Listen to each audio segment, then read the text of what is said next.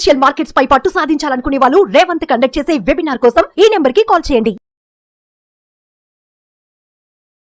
నమస్తే, నేను GVS. ఇప్పుడు ఎప్పుడైతే డిజిటల్లోకి వచ్చామో ఈ వీడియోలో మీకు ఇప్పుడు చెప్పబోయేది ఏంటిదంటే ఆర్టిఫిషియల్ ఇంటెలిజెన్స్ తోటే మోసాలు కూడా జరుగుతున్నాయి. ప్లస్ పాయింట్లు ఎన్ని ఉన్నాయో మైనస్ పాయింట్లు కూడా అన్నీ ఉన్నాయి. అవి ఏంటిదో చూద్దాం. ఇప్పుడు ఈ మధ్యకాలంలో షేర్ మార్కెట్ బాగా పెరగటం, షేర్ మార్కెట్లోకి చాలా కొత్త మంది రావటం, వాళ్ళకేమి తెలియకపోవటం, వాళ్ళు ఎవరిని కలవాలి, ఎవరిని అడగాలి, ఎవరు చెప్తారు, ఎవరిని మనం కాంటాక్ట్ చేయాలి అని కొంచెం ఐడియా లేకపోవటం. అప్పుడు ఏం చేస్తారు, వాళ్ళు సెర్చ్ చేయటం. ఇప్పుడు ఎవరైతే సెర్చ్ చేస్తారో గూగుల్లో కానీ లేకపోతే మామూలుగా యూట్యూబ్లు కానీ ఇట్లా సెర్చ్ చేస్తూ ఉంటారు. రీల్స్ అని, షార్ట్స్ అని వస్తూ ఉంటాయి. ఈ రాగానే వీళ్ళు ఏం చేస్తారు, ఆ ఇన్స్టాగ్రామ్లో, టెలిగ్రామ్లోనో లేకపోతే ఏదో ఒకటి క్లిక్ చేయగానే మేము ఇంత చేసినాం, అంత చేసినాం, ఇంట్లో వస్తాయి, అట్లా వస్తాయి అని చెప్తూ ఉంటారు. ఇదంతా కూడా ఎక్కడైతే ఏవైతే మనకు అవగాహన లేదు కొంచెం అవగాహన ఉన్నా కానీ వీళ్ళకి బాగా అత్యాశతోటి కానీ ఏదో ఒకటి వాళ్ళు అది చేస్తాం ఇది చేస్తాం అని అనగానే వీళ్ళు దాన్ని క్లిక్ చేయటం, దాంతో మన అకౌంట్ అంతా వాష్ అవుట్ అవటం. ఇక్కడ ఏం జరుగుతుంది అంటే జనరల్గా ఇప్పుడు అడ్వాన్స్గా ఏంటిది అంటే 3 రకాలు ఉంటాయి సాఫ్ట్వేర్లు. ఒకటి సెమీ ఆల్గో సాఫ్ట్వేర్ అంటే ఏంది, మనము ఒక షేర్ కొనాలి అనుకుంటే కొనాలా, అమ్మాలా, పెరుగుతుందా, తగ్గుతుందా, పెరగడానికి రెడీగా ఉందా, పడబోవడానికి రెడీగా ఉందా, పెరగడానికి కానీ అంటే న్యూట్రల్గా ఉందా, పాజిటివా, నెగిటివా, న్యూట్రల్ అని చూపించేది సెమీ ఆల్గో సాఫ్ట్వేర్లు ఉన్నాయి. ఇప్పుడు అంత అడ్వాన్స్ అయిపోయింది. పాత రోజుల మాదిరి కాదు, మాన్యువల్ కాదు.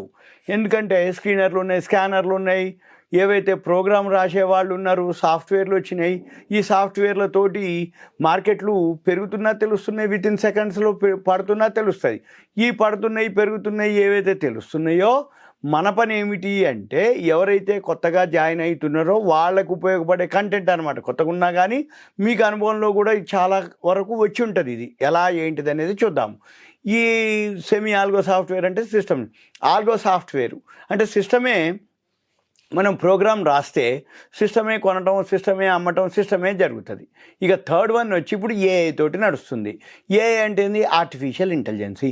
అయితే ఈ ఆర్టిఫిషియల్ ఇంటెలిజెన్స్లో కూడా ప్లస్ పాయింట్లు ఉన్నాయి, మైనస్ పాయింట్లు ఉన్నాయి.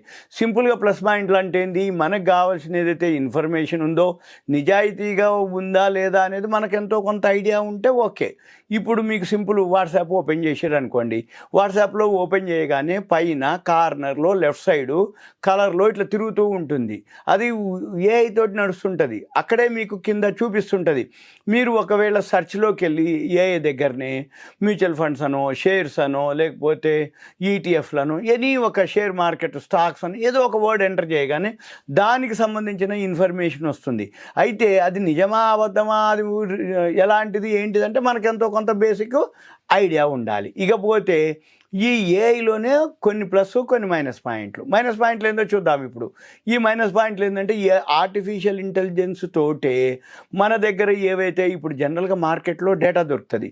ఇప్పుడు మీరు ఎక్కడన్నా ఒక డిమాట్ అకౌంట్ కానీ ఒక ట్రేడింగ్ అకౌంట్ ఓపెన్ చేసారు, ఆన్లైన్లో కానీ ఆఫ్లైన్లో కానీ ఏదన్నా ఒక బ్రోకర్ దగ్గర. అయితే సుమారుగా ఇన్ని లక్షల కోట్ల డిమాట్ అకౌంట్లు ఉన్నాయి, లక్షల కోట్లు బాగా ఇన్కమ్ గెయిన్ చేసేవాళ్ళు ఉన్నారు. వీళ్ళందరికీ కూడా షేర్ మార్కెట్ మీద ఏదైతే అవేర్నెస్ అనుకోండి, కొంచెం ఏదో తెలుసుకోవాలనో లేకపోతే షేర్ మార్కెట్ గురించి అనగానే ఈ ఆర్టిఫిషియల్ ఇంటెలిజెన్స్ ద్వారా ఆ డేటా తీసుకుంటారు. మీకు కాల్ వస్తుంది.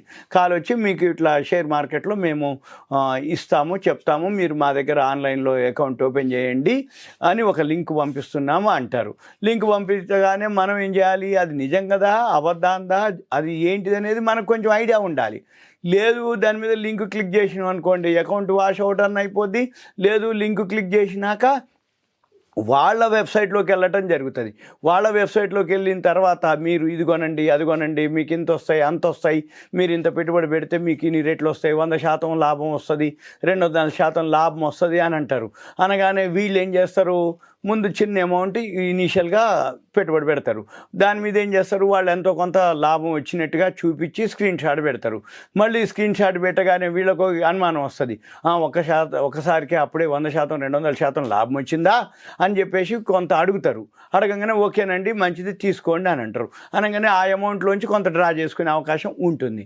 వెంబటకు మళ్ళీ కొంత డ్రా చేసినాక ఏం జరుగుద్ది, మళ్ళీ మీరు ఇప్పుడు డ్రా చేసుకోరు కదా, మీకు ఇంత వచ్చింది కదా, మళ్ళీ మీరు రీఇన్వెస్ట్ చేయండి, ఇంకా పెద్ద మొత్తం చేయండి, ఇంకా బాగా లాభాలు వస్తాయని మళ్ళీ చెప్తారు.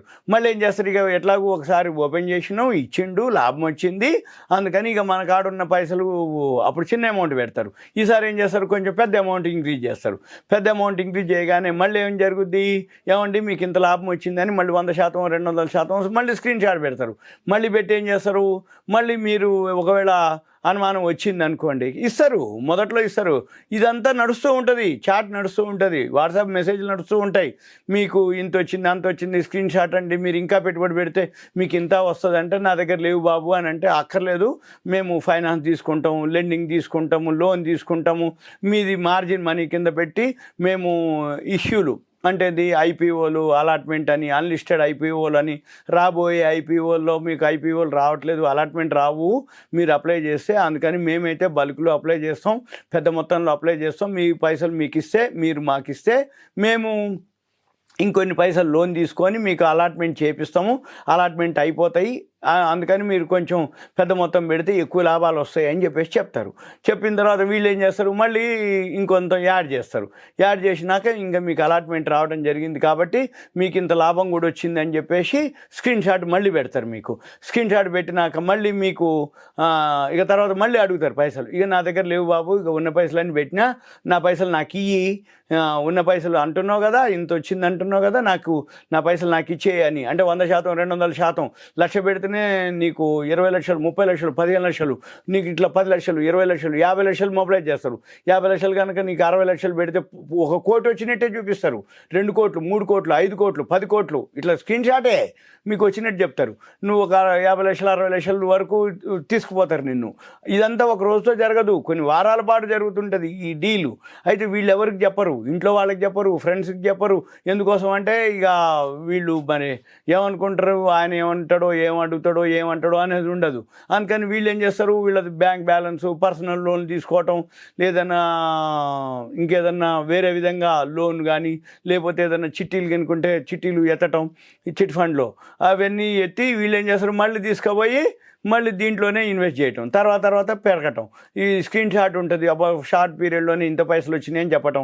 మళ్ళీ వాళ్ళు ఏం చేస్తారు, ఇక తర్వాత అంటారు, వీళ్ళకి ఎక్కడో ఒక దగ్గర వచ్చి ఇగో ఇన్ని లక్షలు అయిపోయింది కదా, ఇక నేను డ్రాప్ అయిపోతున్నాను, నా పైసలు నాకు ఇయ్యి అని అడగగానే ఏమంటే వాళ్ళు ఏం చెప్తారు, బాబు ఇప్పుడు నా నుంచే కదా నీకు వచ్చింది, ముందు ఇన్కమ్ ట్యాక్స్ కట్టండి అంటారు. ఎంత కట్టు అంటే 10% ఇన్కమ్ ట్యాక్స్ కట్టు అని అంటారు. మనం ఏమంటాం అంటే, ఓహో కట్టాలేమో, ఇన్ని పైసలు వచ్చినాయి కాబట్టి అని అది కూడా కట్టించుకుంటారు. అది ఇన్కమ్ ట్యాక్స్ కూడా కట్టినాక మళ్ళీ పైసలు అడిగితే, నాకు ఇప్పుడు నీకు అది ఇచ్చినా ఇది ఇచ్చింది కదా, మరి నా పైసలు నాకు ఇమ్మనగానే మళ్ళీ వాళ్ళు ఏం చెప్తారు, నా ద్వారానే కదా మీకు వచ్చింది, మళ్ళీ నాకు 10%, 15%, 20% నాకు ప్రాఫిట్లో మళ్ళీ నాకు షేర్ ఇవ్వు, అంత ఇస్తే నేను నీకు రిలీజ్ చేపిస్తా అంటాడు. అక్కడ వీళ్ళకి అక్కడ ఆ అనుమానం వస్తుంది. అప్పుడు వచ్చేటప్పటికి ఇక ఆగిపోద్ది, ఇక డీల్ జరగదు, మీదన్నీ ఉట్టిదే అని తెలుస్తుంది. అప్పుడు మనము బయలుదేరుతాం ఎవరి దగ్గరికి. అందుకని అప్పుడు ఎవరైతే ఇట్లా యూట్యూబ్లో ఎవరెవరైతే చెప్తున్నారనో, లేకపోతే ఎవరైతే పరిచయం ఉన్న వాళ్ళనో, లేకపోతే ఏదైనా బ్రోకింగ్ ఫర్మ్ అనో అక్కడికి పోయినప్పుడు మనం ఏం చేయాలిగా, ఒకవేళ అటువంటి ఏదైనా జరిగితే 1930 కానీ cybercrime.gov.in ఒక వెబ్సైట్ ఉంటుంది. ఆ వెబ్సైట్కి వెళ్ళి మనం అప్లై చేయాలి, సైబర్ క్రైమ్ కంప్లైంట్ చేయాలి, 1930 కంప్లైంట్ చేయాలి. మళ్ళీ దగ్గరలో ఉన్న మన పోలీస్ స్టేషన్కి వెళ్ళి, అంటే మనం ఏ ఏరియాలో ఉన్నామో ఆ సరౌండింగ్ పోలీస్ స్టేషన్కి వెళ్ళి, అక్కడ పోలీస్ స్టేషన్లో సైబర్ క్రైమ్ సెక్షన్ ఉంటుంది. సైబర్ క్రైమ్ సెక్షన్కి వెళ్ళి మనం కంప్లైంట్ బుక్ చేసి, ఎఫ్ఐఆర్ అవన్నీ ఫైల్ చేసి మనము చేయాలన్నమాట. చేసినాక అప్పుడు కంప్లైంట్ బుక్ అవుతుంది. అక్కడ ఎక్కడో ఒక దగ్గర దొరకటం జరుగుతుంది. దొరికినప్పుడు అంటే రావాలని లేదు, వస్తుందని కాదు, ఎప్పుడో ఒకసారి ఏదైనా జరిగినప్పుడు ఇలా మనందరినీ మోసం చేసినాయి ఎక్కడో ఒక దగ్గర అకౌంట్ సీజ్ అవుతాయి. ఆ సీజ్ అయినప్పుడు మన అమౌంట్లు వచ్చే అవకాశాలు ఉంటాయి. ఈ మధ్యకాలంలో క్లెయిమ్స్ కూడా వస్తున్నాయి, కాకపోతే కంప్లైంట్స్ ఎక్కువ ఉంటున్నాయి, క్లెయిమ్స్ చాలా తక్కువ ఉంటున్నాయి. అంటే వాళ్ళు పట్టుకోవటం, అప్పటికే ఈ అమౌంట్ అంతా కూడా వేరే కంట్రీస్కి వెళ్ళిపోవటం జరుగుతుంది. అక్కడ అవన్నీ కూడా బ్లాక్ చేసినా కానీ ఆ అకౌంట్లలో అమౌంట్స్ లేకపోవటం, మనం ఇచ్చిన అకౌంట్లో నుంచి ఆ ఫండ్స్ వేరే అకౌంట్కి వెళ్ళిపోతుంది అన్నట్టు. మళ్ళీ అక్కడి నుంచి పోయిన ఫండ్కి వెళ్ళిపోయి దాన్ని సీజ్ చేసి మళ్ళీ రిలీజ్ చేసి మళ్ళీ పట్టుకొని మనకి ఇవ్వటం అంటే కొంచెం టైం తీసుకుంటుంది. కానీ ఎక్కువ శాతం అయితే మనం దాని బదులు మెదలకుండా ఇటువంటి ఏదైతే జరుగుతుందో ముందే మనం గనక మేల్కొని ఉంటే. అందుకనే ఈ షేర్ మార్కెట్ అంతా ఏంటంటే ఫైనాన్షియల్ మార్కెట్ కాబట్టి జాగ్రత్తగా ఉండాలి, పరిచయం ఉన్న వ్యక్తులతోటే డీల్ చేయాలి. ఈ ఆన్లైన్లో ఏదైతే ఉందో బాగా ఇటువంటివి జరిగినప్పుడు మనం ఈ మధ్య కాలంలో ఏఐ తోటే జరుగుతున్నాయి. ఏఐ అంటే ఆర్టిఫిషియల్ ఇంటెలిజెన్స్.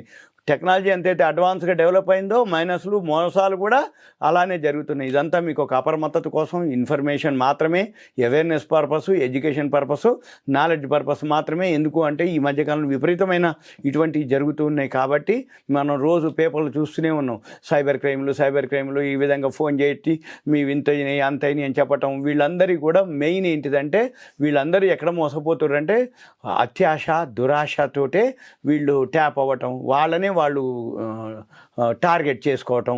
మళ్ళీ వీళ్ళు కూడా మామూలు హైలీ ఎడ్యుకేటెడ్ ఉన్నవాళ్ళు, బ్యాంక్ బ్యాలెన్స్ ఎక్కువ ఉన్నవాళ్ళు, తొందరగా నమ్మేవాళ్ళు, సాఫ్ట్వేర్ మీద బాగా కొంచెం నాలెడ్జ్ ఉన్న వాళ్ళే ట్యాప్ అవ్వటం జరుగుతుంది.